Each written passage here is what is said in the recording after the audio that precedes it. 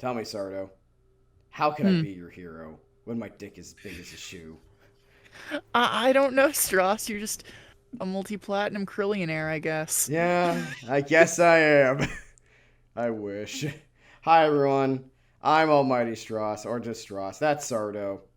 Hey. Uh, this episode was going to be something else until like 3 days ago. Actually, I am going to read what I'm gonna go by blow of how this episode came to be because this is a little different from what we usually have. Hmm. So is Sardo this is your vacation week, It is. and 3 day actually it was 3 days ago. It was literally 3 days ago, according to the timeline. So what happens is 3 days ago was Tuesday. On Monday, after you were done streaming and we said our goodbyes, I was Hmm. like, okay, what do we want to do for the podcast this week? And I'm like, well, you're off, so this is a good time to, we're gonna finish Cyberpunk Edge Runners. We're just gonna watch that. It's a good time to do it. We gave it enough space from the first episode, and that's when I discovered, looking it up, that the Metalocalypse finale is out literally that Tuesday. And I'm like, Oh, quite literally, in all caps, I had to say, we have to pivot. And so but we hey, did. look at us doing something timely for a change. Yeah, we haven't done that since Woe Long, I Or, think. well, Barbie Oh, yeah, too. yeah, well, Barbie, and kind of across the Spider Verse, but we certainly took our sweet time on those last two. Woe Long was the But most, like, actually timely that we had. this is fresh out of the oven, though. Yeah, this is This, this is the week of. We haven't done that like ever. so, I mean, we talked about Heike yeah. stories a whole like 2 years later. But we watched this new Metalocalypse movie. And Strauss, what's your history with Metalocalypse? Like, have you been a big watcher? Yeah, I've seen all of it. It's been a while, but I had seen Hmm. all of it. Yeah. I remember watching it when it would premiere on the Adult Swims, not so late at night. I mean, I guess that depends how you define late. I'm I probably was in not the high right school. person to ask for that. I was in high school when I got into Metalocalypse, and I mean, same. I I fell very much in love with it. Uh, I've watched all of it. It's also been a bit for me, but I love the show, and there's still a lot that going back to this with the movie, I got a little bit nostalgic. It's like, oh, I remember that. I mean, I guess at first we should probably explain for our more casual and less weird viewers slash Mhm. listeners. Hi, mom. Hi, Strauss's mom. Hi. This is for you. What is Metalocalypse, Sir Sardo of Blickenspiel? Metalocalypse is an animated series about a band named Death Clock. Death Clock is a metal group. Death Clock consists of several individuals that you hear in the theme song. There's Nathan Explosion, the frontman. There's Squiskar Squigelf, who is the lead guitarist. Toki Wartooth, also a guitarist, but not as good as Squiskar. There's William Murderface, who plays bass. And then Pickles Drummer. And Doodly Doo. Doo doo doodly doo. And they are the most successful band that ever existed ever.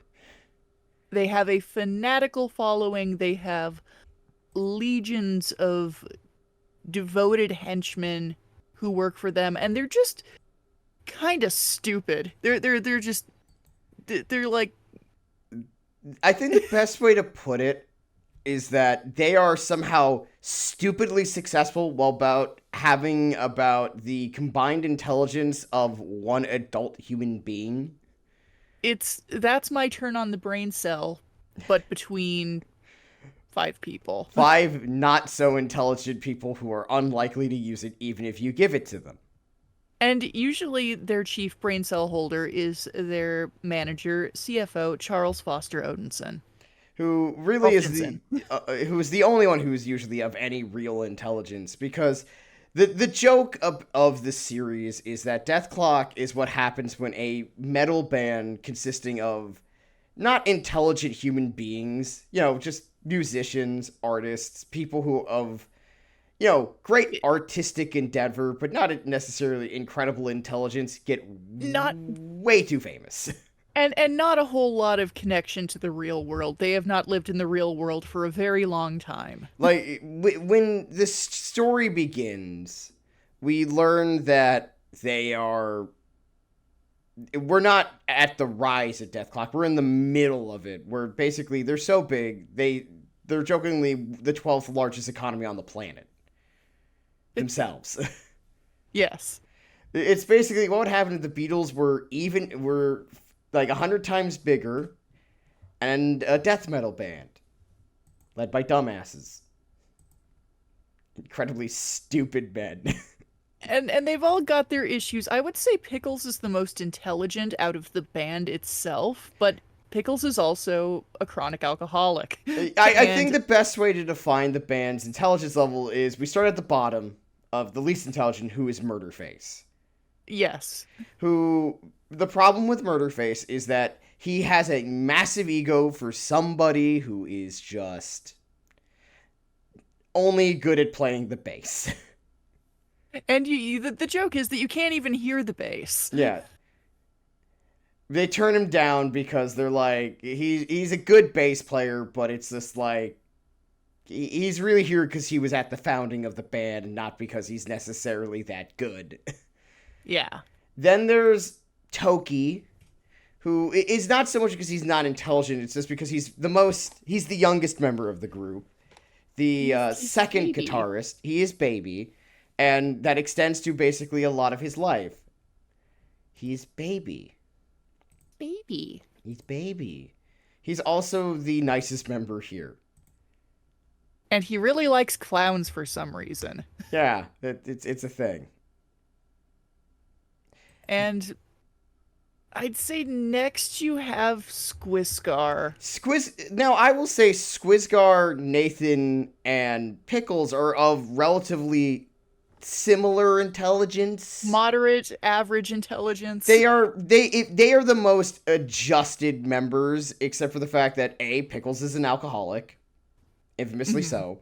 There's a whole episode where he goes to rehab that's a rock opera, and it's great. We're pretty sure Tenacious D was there. Oh, yeah. I'm 100% certain.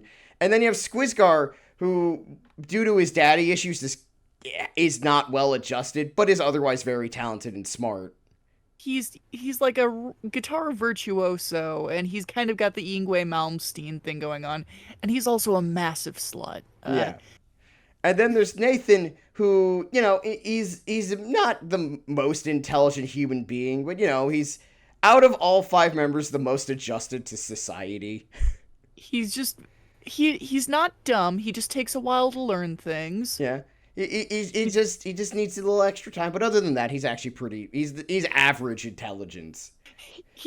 As the series goes on, you actually find out he's more normal than you would think. Yeah, the whole joke of the series is that they live in this incredibly ridiculous house. Everything is like, what if a death metal album cover was a real place you go to? Mm-hmm. And as we learn, they're very actually normal human beings. And then there's Pickles. Pickles, who is, I think, the smartest. I would say he's definitely the one who is the most consistently. Really, it's him and Nathan are the 2 most intelligent members of the band in terms of like allowing to be smart. If you have to make one of them order for everybody at the drive-thru, it's probably going to be Pickles. Mind you, because they probably would not understand Nathan. Yes. Because Nathan talks like this at all times. This is what he sounds like. Nathan Explosion is my headcanon Lubu voice. Yeah, he is. It's basically, it's not that Nathan can't do it, it's just that no one would understand him through the drive-thru intercom. Brutal. And also, he doesn't like talking to people for very long. Because He's not a very loquacious gentleman, as yeah. our Nathan. Like, if this was a D&D party, if first things first, they would basically either all be bards who multi-classed into barbarian, or barbarian who multi-classed into bard. Except Yes. Toki. Toki's is a paladin. It's true. Oh wow, we. But basically, Metalocalypse is basically following their misadventures that end up increasingly violent. It's a very violent show. It was, except for season 3, which, because at the same time Super Jail was airing, which was also absurdly violent for comedy's sake. So they're like, we can't have both of these going at the same time. So they got a lot more introspective, but it also is a source of some of my favorite lines, like Pickle's immortal. No, drink the bleach. We drink the bleach. But basically, the story of Metalocalypse as a TV series is all of them are going through their problems and their weird issues of being a band. Mm-hmm. Which includes, like, trouble writing an album, being weird, like getting depressed, so they sing the blues and negotiate with the blues devil.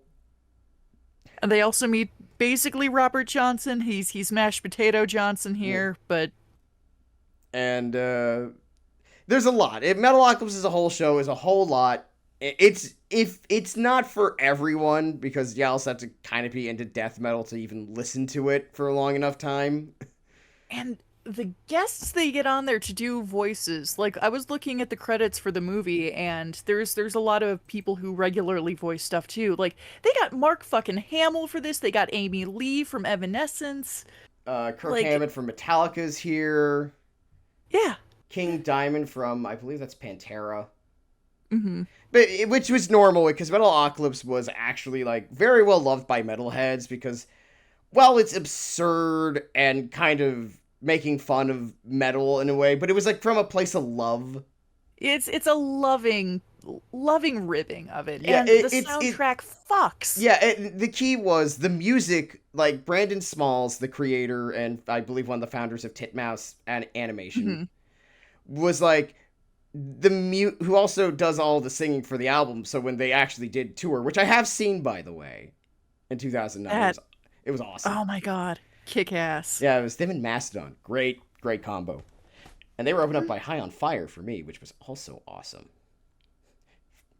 But anyway, like they wanted to make sure the music was good. Like one of the things that's funny is if you watch the show, all the finger placement on the guitar is like 100% accurate to how you would play it. It's really amazing how much effort they put into it. It's a thing of love. And for essentially a comedy show. Yeah, it was like, we're going to be making fun of metal, but it's going to come from like a metalhead's perspective of what like is silly about metal. Yeah. And that's why metalheads really enjoyed it. Also because the music slaps. It's true. All 4 Death albums. I haven't listened to the new one yet. I should do that. I'm going to do that after this. We're all like the highest selling death metal albums of all time. By a wide margin. And if you listen to it, it's not hard to understand why. It's like, yeah, it's goofy and the topics are ridiculous, but they're like, wow, there's a lot of like effort put into making this actually like sound like a good metal album. It sounds great. Let me see some of the track names. Yeah. There's some choice selections. There we go. So this is from the first Death album. Which, if I remember, had Mermaid Murder on it, which is actually from the show. It is. We have Thunder Horse. I remember that one. Fan Song, The Lost Vikings, Mermaider. It's about mermaid murder. Yeah, it's very important. Go Forth and Die. Hatred Copter. That song is actually really good. It's and Pickles' voice actor sings on that, and which is also Brandon Smalls. Yes. It's all just Brandon Smalls. He's doing a lot of work here. Briefcase full of guts, face fisted, blood-recuted, and birthday death day, to name a few.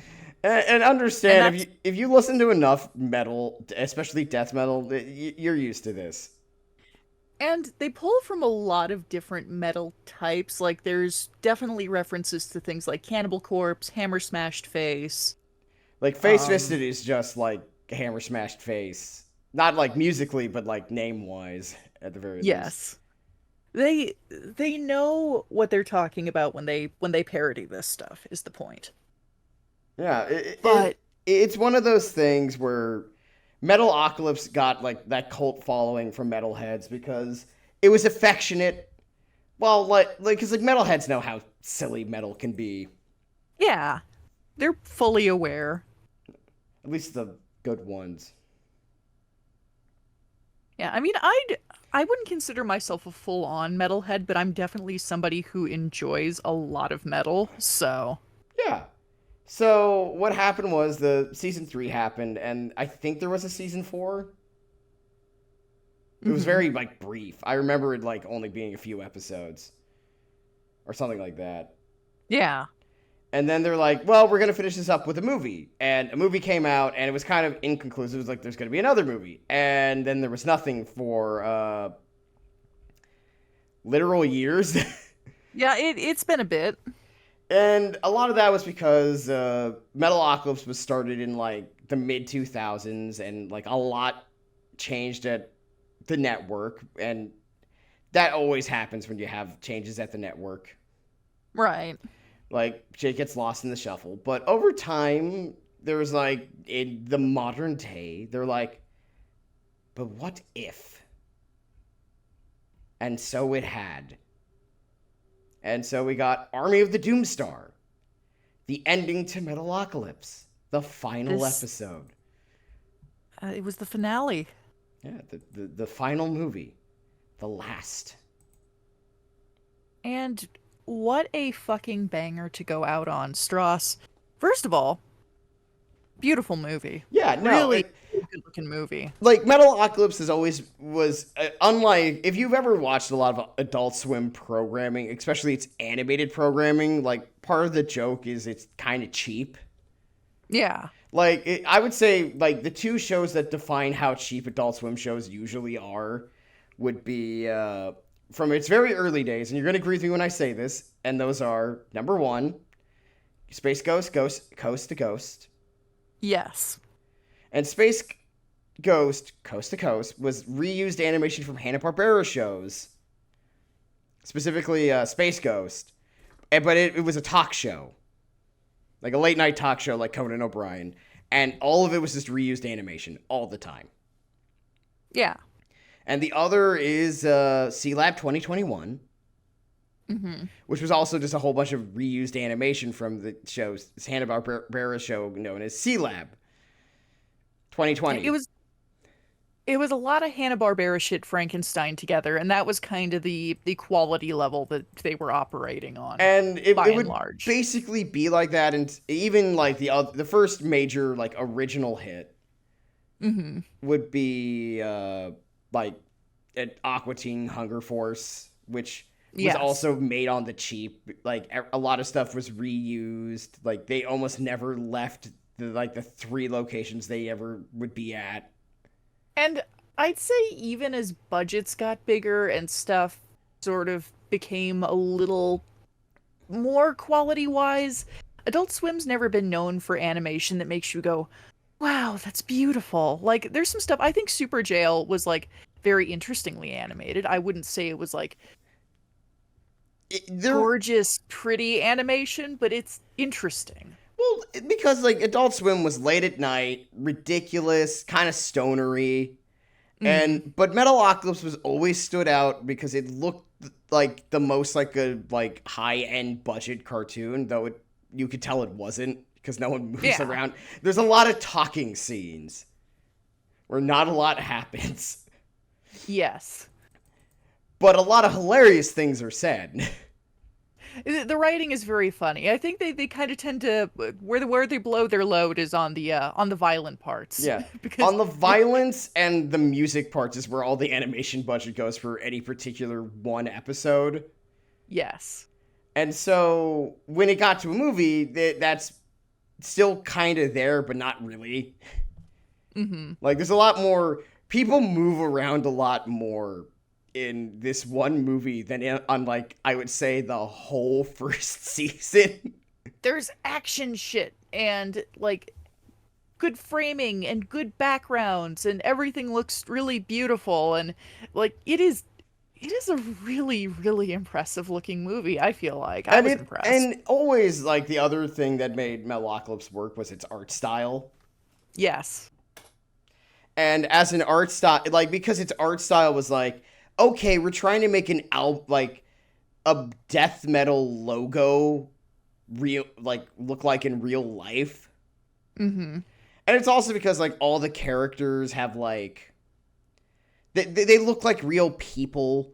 Like, Nathan is a large man, but he looks like a normal, like, big-bodied person. Like, Yeah, like there's a nice variety of body types with the band and everybody just looks kind of real, kind of gritty isn't the right word. Everybody looks a little ugly, and I think that works. like, ugly in the sense that they look like normal people. Yeah. And with, like, their own styles. Like, the only one who I would say is unattractive would be Murderface, but that's kind of the point. He's supposed to be kind of Gross. looks like he smells bad. Yes. Like, he has kind of, like, goofy hair, a weird mustache, he's pudgy. I mean, he's supposed to be unpleasant on purpose. But the only one who's supposed to be, like, actually in shape and good looking is actually Toki. There's a whole episode where they do fashion. And, like, the only person who fits in their outfit is Toki. Who's the only one who's still in shape because he hasn't been at this long enough to, like, ruin his body with drugs and partying. he's just a little guy. Except for the part where he's, like, 6'2". Yeah, other than that. Yeah. But he's a little guy in spirit. Yes. But the movie starts off on kind of a low note for the main characters because they have gone through an incredibly traumatic incident with and again, this is where I could piece together the events that had happened. Oh yeah, we forgot a very important detail that will help explain what we're about to talk about. Mm-hmm. During the entire series, there's this, like, secret order that is made of, like, world leaders and stuff that's following Death Clock and trying to make sure that they don't succeed, or they do succeed depending on what their goal is. Yeah. We should mention that. That's kind of important. Yeah, it's true. We kind of skipped that part. Anyway, continue. But we start with Toki had been kidnapped, and they went through this horrible, horrible series of events, and everybody ended up traumatized. Nathan, in particular, really had a rough time, and he basically has a huge mental breakdown. He's traumatized, and the band had promised upon Toki's return that they were going to put out a new album and do a world tour, and then Nathan basically collapses and has to be hospitalized, and the fans are pissed off that they're not getting what was promised to them, because the band is understandably pretty fucked up. And it needs to be noted that throughout the series that Death Clock as a band is so high up. Like, one of the jokes is that they're so high and mighty.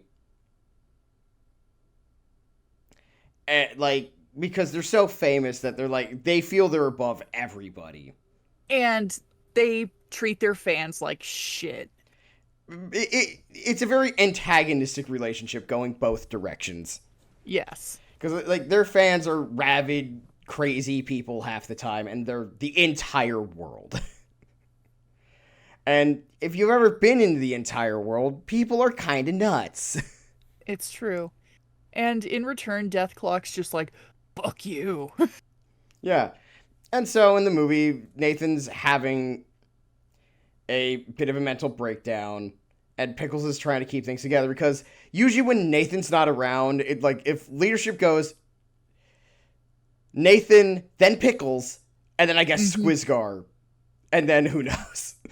But if you're if you're at Squiscar at that point, everything is it's Jover, you know. Yeah, everything has gone tits up, and it's bad. So Pickles is basically momming everybody and trying to keep things in order. Toki has basically regressed to a childlike state, and he's freaking out, and he's still very upset by his experience. Squiscar is totally checked out. Murderface is Murderface. Murderface is the only one who stays relatively consistent through a lot of this of being Murderface. But He's anyway, just oh, go for it. I was gonna say he's just Murderface. Yeah, Anyway. but yeah, so they eventually they pull themselves together just enough to go to a secret location run by a specialized spiritual guru after Nathan fails to propose to a character named Abigail who appeared up in like season 3, and it didn't go well. He got rejected, and he didn't take it super well. He was not in a good place. Yeah, he was in a horrible place. He was in no shape to be proposing to anyone. But yeah, so basically they go in, they found out it's their old friend Nubler, Dick Nubler. Dick Nubler, who has helped made most of their albums since the album for Fish, which was episode 2 of the series. We even get a Dr. Roxo cameo briefly. He's the rock and roll sings a clown. song. He does cocaine. He's bass actor David Lee Roth. And every second of him on the screen is he's agonizing to watch. I don't mean that in like a bad way. He is just agonizing to watch. He is uncomfortable in all the ways a character who is clearly designed to be like too much. He does cocaine. He does So cocaine. That's all you really need to know. If you want to find out more, go watch the series. There's whole episodes about him. Because he's a fan favorite because he's so ridiculous. And he talks like this. Yeah! I've done too much practice for that voice. Brandon, hire me.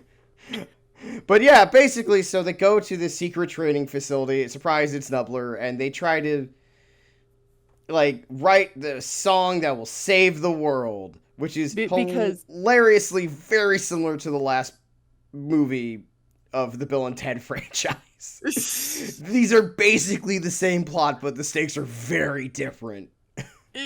you know, if the plot works, then it works. And it works well enough for what we have here. Oh, boy, howdy. But yeah, we also learned during this time that Murderface is being possessed by, what's his name? Mr. like... Started with an S. It's not Salazar. That's Resident Evil 4. Salesa. Yeah, Salesa. He was this, as we learned throughout the series, is not human. He's like this weird monsterman. He's a wizard. He's an evil wizard monster guy. And as we know from Wo Long, you can never go wrong with evil wizards. Yeah, nothing bad ever happens when an evil wizard shows up. But yeah. Yeah, Murderface is being possessed, and he's like, Selesa's using him to like gain information and sabotage Deathclock and their efforts to create the Song of Salvation that will prevent the Metalocalypse from happening. Hey, title drop. Yay. So basically what happens is over time through the movie is that like things go wrong and keep going wrong. They sing the wrong song because Nathan's hasn't been able to like put it together because he's been going through it. Because he's the only one who remembers what happened. Yeah. Everyone else kind of like has their minds blocked, and Nathan's like, "Oh God, I just witnessed all horrible things that my former bandmate said." I remember everything. Yeah, and in the end, it goes wrong. The Metalocalypse comes, and they're like, "Shit, we're all going to die." But oh God, what's the military officer's name? The fucking The general, uh basically. yeah, the general. Yeah. I don't remember what his name is. I'm gonna look it up. But he's like, I've been freed from his mind control. He does not sound 'Cause like that. He sounds like a gruff, like, hey, I'm the general. Celeste was mind controlling me, but when he hopped over to Murderface, I was free. So Which, and like, then okay, that makes sense.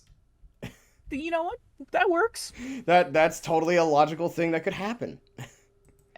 We're dealing with a wizard here, so it's like, all right, that makes sense. That's a good way to do that. Crozier, that's his name, General Crozier. Crozier. Yeah. He's one of the members of the Evil Council, and from like day one, but he was like the new member. And he sort of catches on to things, thinks that, hey, something doesn't smell right here. And he looks into it more and basically gets found out by the leads of that. And so he's kind of on the run and doing his thing. So he's there to help them now. He's here to help Deathclock.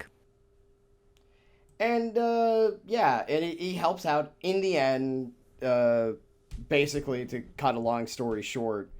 The band gets together, solves the problem, and goes, "We did it." And right when it looks like, but they get captured after they sing the Song of Salvation.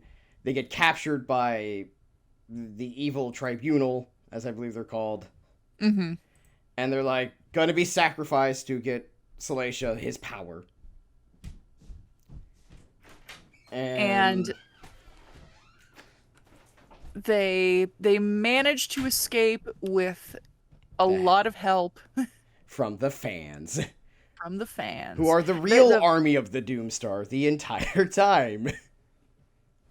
And there's a really big fight scene, and it's really cool. I thought it was great. Oftenson is there, and he's like a priest now for the Death Army's forces. Yeah. And he has a big fight with like the other bad guy in charge of like Orlog. Yes.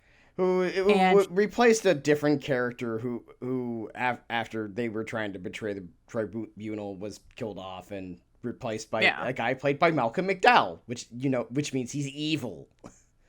And he's very hammy, and it's great. It's wonderful. Actually, this is like the least hammy he's been in a while. But still fairly hammy. Hammy in a normal way, though. Yeah. But yeah, so basically what happens is the fans show up and they're like, "We're here to save Deathclock," and they save Deathclock, and they stop Salacia from becoming the evil monsterman with the help of a giant whale. This might be the greatest Save the Whales movie I've seen since Star Trek 4.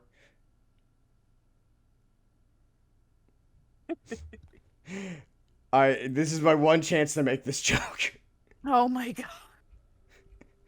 And overall, it's a happy ending. Deathclock saves us and saves all the world. And then at the final minute when Nathan's making his speech, he's like, "Oh, you're the army of the Doomstar. Wow, I just put that together." He's just a little slow. He's just a little slow. It just takes him time to learn stuff. He said so himself. Yeah. And this is like one of the things that this film, I think, really also hammers home is that they're a family, whether they like it or not. Mm-hmm. And one of the things that they use is it's with Murderface. It's like, "But I suck." And they're like, "Yes, your sucking is important. You're the voice of dissent. You keep us balanced." They might not hear the bass, but they can feel it. Got that, bass players? You are important. Bass players are very important. I mean, have you seen Les Claypool play? yeah, but you were gonna say something?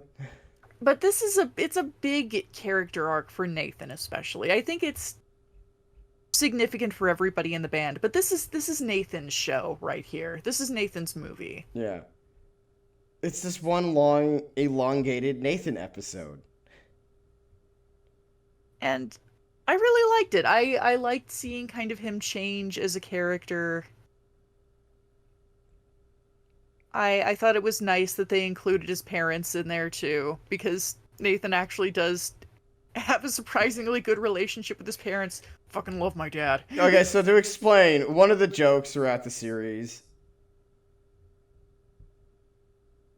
is that, like, all of them have, like, parental issues, except, really, Nathan, who just is annoyed by his parents in a very normal way. His parents are, like, very everyday, normal people, very loving. Like, he's just embarrassed by his mom. He loves his dad because his dad's cool. There's a whole episode about, like, Squizgar trying to find who was without his father, and it's, like, literally comes off the heels of Toki's father dying, like, 2 episodes earlier. Mm-hmm. And, like, Murderface's father killed his mother and then himself. Pickle's father and him do not like each other. Pickles has a bad relationship with his family. An incredibly bad relationship with his family. Starting with the fact that his brother was loved more than him, despite the fact that he's successful and his brother is a fuck-up. A massive fuck-up. Like, no matter how bad I think I screw up, at least I am not Pickle's brother, Seth. You're not Seth. I'm not Seth. And then there's Nathan, who's like, I fucking love my dad. And there's a montage of them doing fun stuff together. And having a great time. My dad's awesome. It's very cute. It's extremely cute. Like, Nathan's okay. Nathan Explosion is a cute character. He's... Are you calling he's the charming. boys of Metalocalypse moe? He's a little moe. All right, Toki's the most moe out of all of them easily, but Nathan's a little moe. I'm sorry for anyone who doesn't know what that means. I'm sorry that is not an inaccurate statement. They're very cute and endearing in their own ways, even Murderface. Yeah. But, like, the point is, after it's all said and done, the world is saved and Metalocalypse is finally finished. So, Sardo, did you like Stross? it? I did! I liked it a lot. I did too. I'm glad you wanted to see this, because I was very impressed. I don't know. Like, I feel very nostalgic, because I used to watch Metalocalypse all the time growing up. And this was a nice return to form. Yeah, and I think, like, one of the things that this movie makes you really appreciate is how, like, different Metalocalypse looked from a lot of shows. And not just at the time, but even to this day. Like, its art style and art direction are vastly different. Because it pulls a lot from, like, album covers and, like, what rock music as, like, an art style. Not as, like, a music style, but like a physical art style. Yeah. So it's stuff stuff is surreal. There's a lot of color. And there's just beautiful use of shape and form in things, and, like, yes, this looks and feels how it should be to be in an album cover for a metal group. Absolutely. It does feel like this is what an album cover would look like if it came to life. Yes. Literally. It was dope as hell. I'm so glad I got to see it. Yeah, and what I think is also really fun about it when you watch it is that it's very, like, you really get to appreciate how much, like, went into making it look a specific way. Like, because you watch a lot of it, like, because, you know, of all the shows we've watched over the years, and for this very podcast, of which there's a lot, is that like it looks so different from like any of the American shows you'll watch, any of the Japanese shows you're gonna watch. It looks a very specific way because like the characters are supposed to be normal people. Like no one's exaggerated. No one's like super sexy except technically Toki. Toki's supposed to be the hot one. And he doesn't like stick out overly much. Yeah, it's only when he takes his shirt off, which is Yes. very Ned Flanders of him. Stupid sexy Toki. And Squiscar's cheekbones. But there's a lot of love that clearly went into the creation of this and the thought process behind it and the whole aesthetic. It might not be everybody's cup of tea, but it's certainly mine. And I'm going to take a good long drink of it because I liked it. Yeah. No, I think it looks great. It's fun. The music is awesome as per usual. Like there's one thing that never changed about Metalocalypse, no matter how good or bad a season was, the music was always good. And it was fun. Bangers wall to wall. Like so good. I tampered with the evidence at the murder site of Odin. That's an actual title of a song. It's one of my favorites. Not just titles, it's also a good song. So Stross, I have to ask you. Yes. Out of all the band, because we've talked about each individual member and their unique points. Who was your favorite? Who's your favorite band member? I always loved Nathan because like I always found like the offset of like all these people with their problems, and then there's this Nathan who's just normally has his normal problems. And he's the frontman too, so like, oh, he's gonna be super fucked up, and it's like, no. Nah, he's just a dude. He's just a dude with normal human problems like love life issues, weight issues. Dealing with like everyone else in the band having horrible issues. Maybe not the most gifted socially, but he doesn't need to be because he sings real good. And he has a weird sort of negative charisma that launches back into being highly charismatic. He's great. I do love Nathan. I mean, I love all of them. I know your favorite is Pickles because we've talked about this before. I absolutely love Pickles. I think part of it's the Midwest thing because like my mom is also from the Midwest, and I don't know. I love that accent, and it's like I do love the episode where they go visit Pickles' parents for the first time, and they have to deal with all these like Midwestern normies.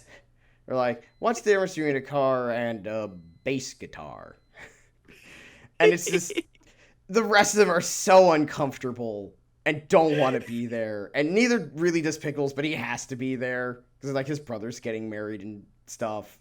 He has no choice. He has no choice. And this is just what makes the show great, because really, even if you have a favorite, you kind of love all of them in their own way. Because the dynamic is so important. They're a package deal. Which is kind of the point. They're Deathclaw. Yeah. And, like, it's so fun because, like, one of our favorite bits that we love to quote is that, like, Murderface is trying to start a side project called Planet Piss. And the problem is, as the joke goes, is that Murderface is actually not very talented. And he just sucks. He just sucks, and, like, he kind of knows it, but his ego's too big for him to admit that, like, he's just not that talented. Or in that way. But he tries to write songs, and it's Squisgar and Nathan, like, naming various, like, folk duos, because he has, like, the joke is they call it Grandpa's guitar. It's an acoustic guitar, and it's Grandpa's guitars. Because Squigar is Swedish, so he has an accent, and Toki is Norwegian, and also has a similar-ish accent, and they call it Grandpa's guitar. Okay, Crosby, Stills, and Nash, and Youngs. And sometimes Youngs. Actually, I think it's Squisgar said Crosby, Stills, and Nash, and Nathan's like, and sometimes Young. There's a lot of music jokes throughout this entire. My oyster. It's like, okay, Simon Garfunkel. Where the fuck are my 3 people? You're really good at doing murder face, by the way. Thank you. It's all about the spit Yeah, accumulation. I have too much of a dry mouth for that. But Well, yeah, you see, you have to work on it. I'll just take doing Nathan Explosion and wow and yo, you douchebag. Mother douchebags. Sorry Yeah. about the douchebags. I got low blood sugar. And basically, the entire band is that. And I think what's great, I'm glad Metalocalypse got its finale. Me too. Its proper finale. It was allowed to finally finish. And what a finish it was. It was the finish it deserved. Yeah. And the boys can finally rest easy knowing that they saved the world and come together as a family and hate their fans a little bit less. And now Nathan Explosion can get his own Netflix series where he paints Warhammer miniatures. God, he would absolutely be a Warhammer fan. They all would be. But Nathan especially. Nathan especially. No, Nathan's the one who actually like could tell you the difference between Warhammer Fantasy and Warhammer 40K and how each army works. He's the one who actually plays. Everyone else just thinks it looks cool. Knowing Nathan, he'd probably either play Dark Eldar, Chaos, or the Imperial Guard. I understand you have no idea what this means, but I do, and those who do know. I know a little bit more about Warhammer than you think. I think Dark Eldar, totally. Well, I mean, the only reason I picked out Dark Eldar is aesthetic, but I feel like rules-wise, either wants the like big hammer fuck off gross thing or sacrifice as many units until you win thing. True. It's that or orcs, but I felt like that was too easy. Toki just steals his miniatures and has tea parties with them. Yes. Toki is the most, like, childish of the members, and it's very obvious. He has a teddy bear. No, it's a teddy bear. A teddy bear. Yes. But still a teddy. It's got a little evil. It's got a little devil tail. It's very cute. It's very cute. But that was it for the Metalocalypse finale. Stross, thanks again. Yeah, no, that was fun. It was totally worth it. I feel like I'll promise that in the next couple of weeks we'll do Cyberpunk Edge Runners. All right.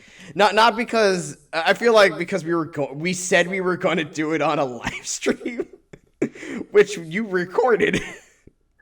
It's true.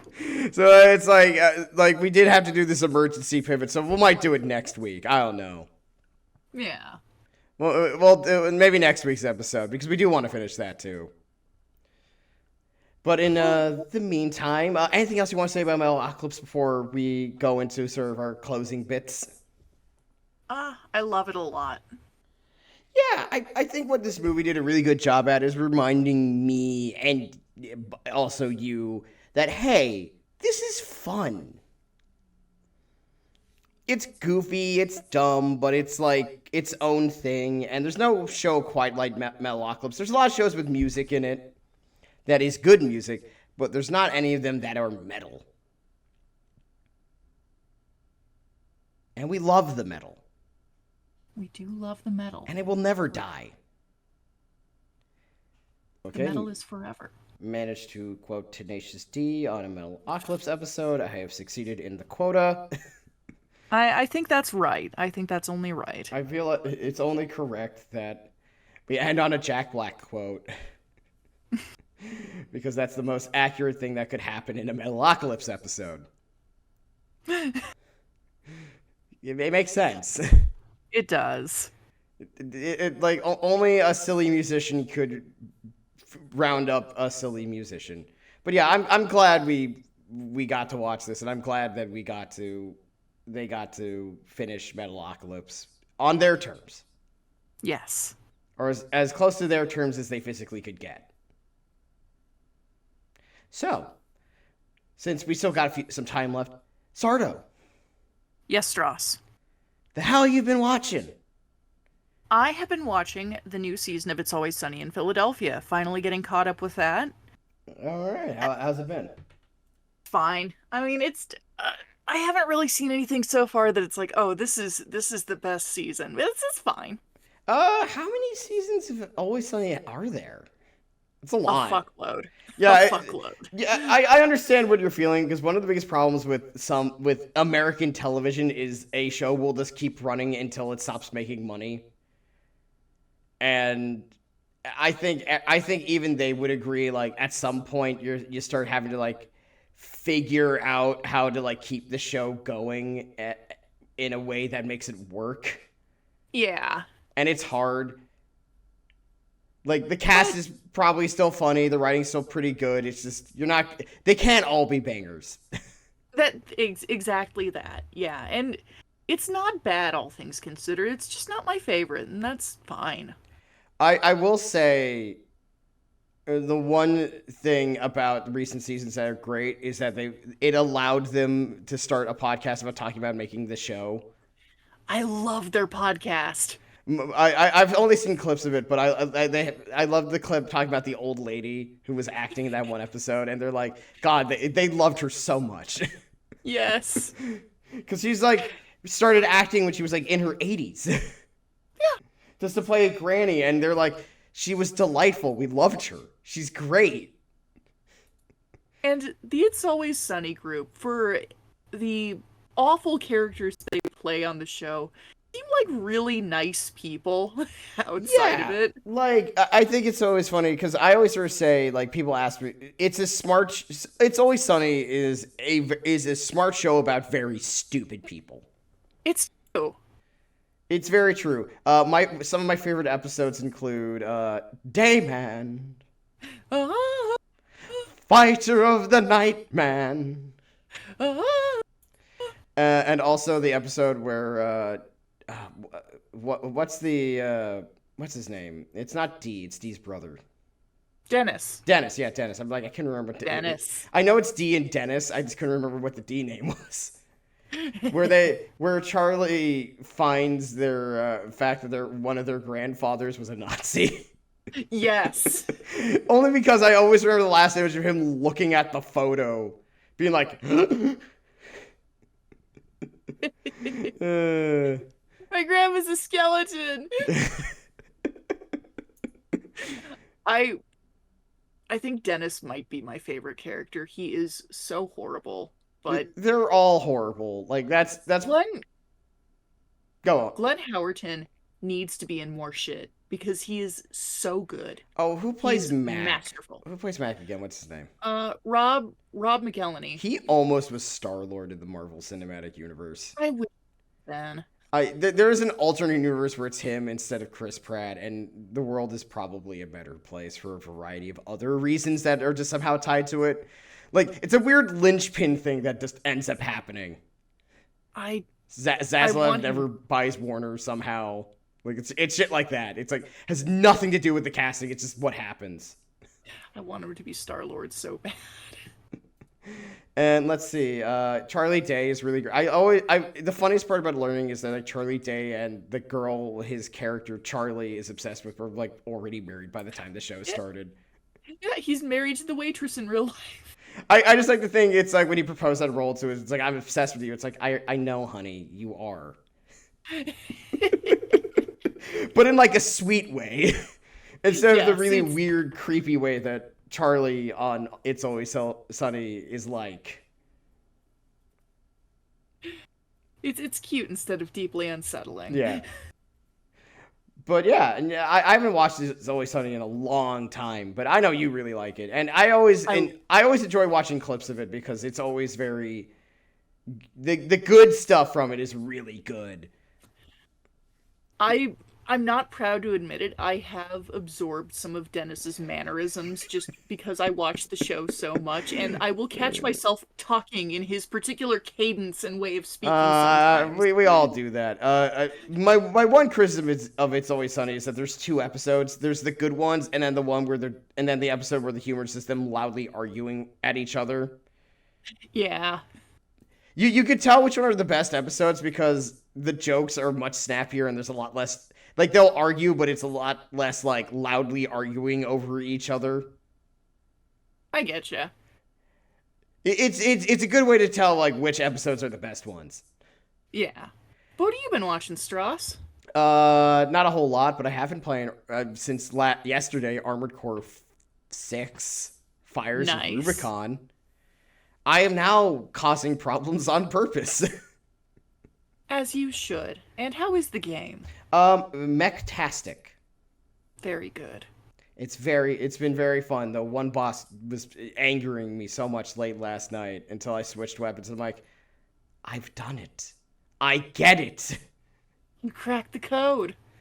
I looked it up Heh. because I was getting frustrated. I'm like, okay, that's it.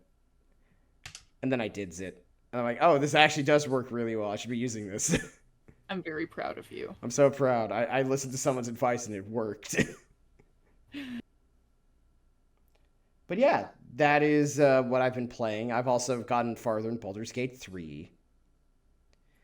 Very Which good. I'm starting to like notice the cracks now that the honeymoon phase is over.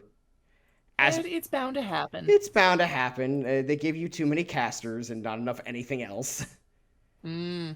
You only get one skill monkey, and luckily it's Asterion, but it's just like If Asterion wasn't, I can't. You only get 4 active party members at any one time.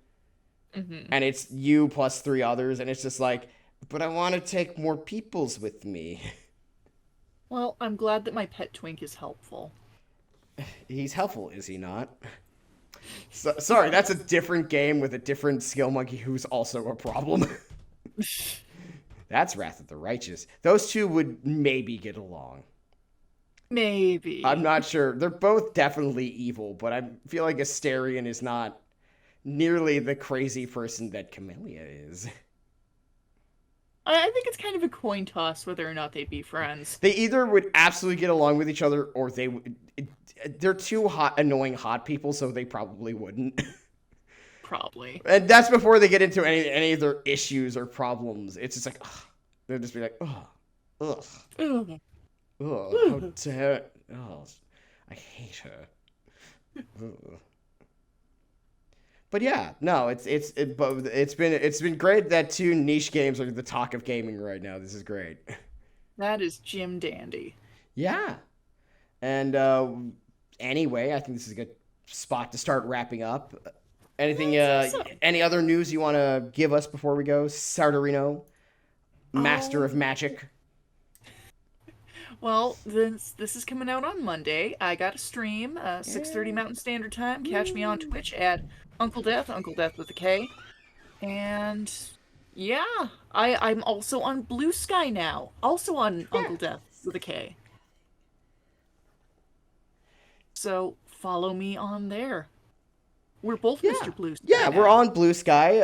I'm at Almighty Stross on all things. I'm going to be streaming the day after this. And yeah, I think this is a good point to also point out that we have a Patreon. We should be plugging that more often than we do. We do have a Patreon. We never plug that. And it's like, you can actually give us $2 a month to help produce this podcast, which it's only that low because we're nice and because honestly we don't update it enough. It's $2 whole, and you can buy yourself some silly content to listen to. Like watch. the time Sardo got extremely drunk watching Akudama Drive. Yes, and the time we watched Speed Racer and reacted live to it. That one I'm very happy with. And you had to repeat the joke. Same Three joke ti- 3 Oh, times. because I fucked up on the recording 3 times. It was And it 3 times. And it was a good joke every time. I mean, it was a fantastic joke. Oh my god, he's dead.